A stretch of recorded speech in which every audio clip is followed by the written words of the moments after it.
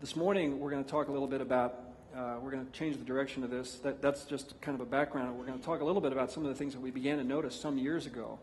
I mean, we were hearing anecdotally about how do we make our buildings more relevant? How do we get the kids back? How do we do this? And for years and years and years, in many of our churches and many of our denominations, we have seen kids who are raised in a situation where they're going to church with their parents. They're going without thought, then they go with thought, and then they go with intent to not go to church. And so, they'd rather sleep, do a lot of the things that kids prefer to do, and then they go wander for a while, and then they come back. They're not coming back now. And that's what we started to see, is these kids are not coming back. And so we started talking about internally some of the things we were noticing in some of these churches, and then the Barna statistics started to come forward. And so the kind of things that we began to see, we're talking about this millennial age group. This is an age group that is defined as a group that is, I'm going to try and wander so you guys can see over my heads here, but this is a group that's defined as born in about 1980. Some books will tell you 1982. I don't think there's real common agreement. I think as time goes on, we get more defined about what these age groups are. But right now, we're talking about a group born about 1980 through about the year 2000. And the ones we're really concerned about grabbing the attention of are the ones born about 1980 to about 1995, because those are the ones that are off on their own now, that are making their own decisions. Their parents aren't making decisions for them. So that group is the group that we're concerned with. It's a group that legally, we're talking about 83 million people, which is a huge group because the baby boomer generation, which was by far the largest American generation before that, had 74 million people. Well, undocumented, there's estimates somewhere north of 100 million. So we're talking about a lot of people here. We're talking about a group that is extremely racially diverse. Whoops. Casey, I can't go backwards, and we missed some of the bullets on that. We're talking about a group that's extremely racially diverse, 40% racially diverse, far more than the baby boomer generation, far more than previous generations. We're talking about a group that is making decisions in a very different kind of way. This is some of the characteristics of this group are they are connected to a lot of people, but not very deep. The texting type of connection. I can't remember the last time. I've got a daughter that's 23, another daughter that's 26, and a son that's 28.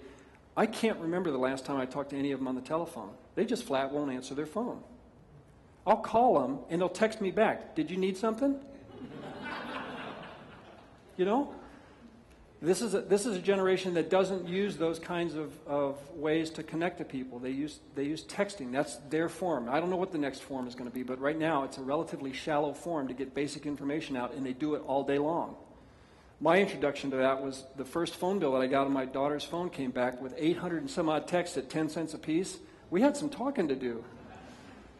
So we're talking about a group that's very different in terms of the way that they connect to other individuals. We're talking about a group, though, that has some very interesting characteristics as well in terms of the fact that they're not workaholics. And it's frustrating. I don't know what it's like in your office, Dean, but in my office, it frustrates me to no end. I've got a bunch of millennials sitting around me, and I'll say, hey, we got to get this deadline done Monday. I need you guys here Saturday. Well, I've got something scheduled Saturday. Well, my aesthetic was I was a workaholic. I mean, I still work a lot of hours. This group puts work down the line some. I don't know why. I don't know if they've assumed that jobs will always be there. They never went through a recession until recently. I think this was a real eye-opening experience. It was very unfair.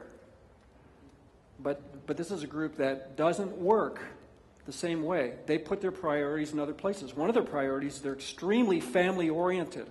This is a group that very much so wants to be connected to family. Churches that are succeeding today are churches that are keeping the families together, not splintering them at the front door. We're seeing growth in churches where they walk in for worship and they'll hand a packet for the elementary age kids, they'll hand a packet for the 4-year-olds, they'll hand a packet for the junior high kids and welcome to worship. And at some point in time, it may make sense for those kids to leave, but at least they're welcomed and incorporated into the service. Very family-oriented.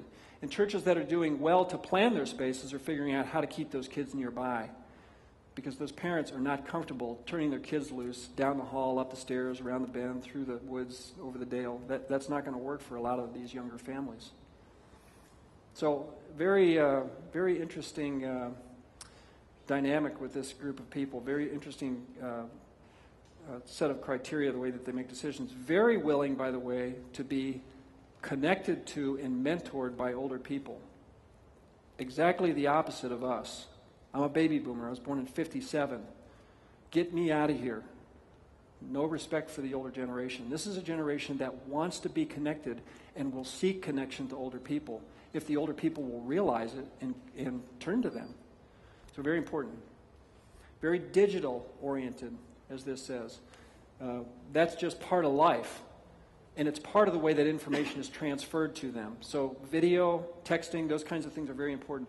And then the last thing on here, liberal and tolerant, those words are loaded words politically in our world, but very much so accepting of others for the most part, much more so than previous generations.